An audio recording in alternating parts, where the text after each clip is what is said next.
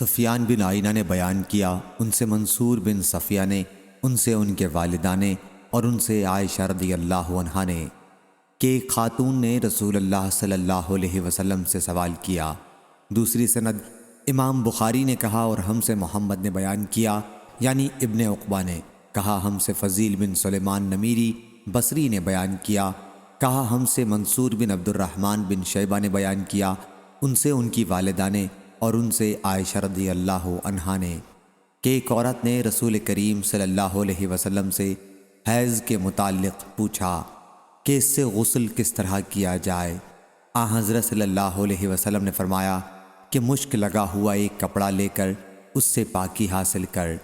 اس عورت نے پوچھا، یا رسول اللہ صلی اللہ علیہ وسلم، میں اس سے پاکی کس طرح حاصل کروں گی؟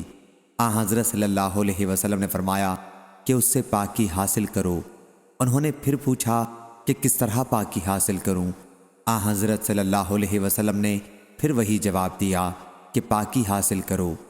عائشہ رضی اللہ عنہا نے بیان کیا کہ میں حضرت صلی اللہ علیہ وسلم کا منشا سمجھ گئی اور اس عورت کو میں نے اپنی طرف کھینچ لیا اور انہیں طریقہ بتایا کہ پاکی سے آپ کا مطلب یہ ہے کہ اس کپڑے کو خون کے مقاموں پر پھیر تاکہ خون کی بدبو رفع ہو جائے۔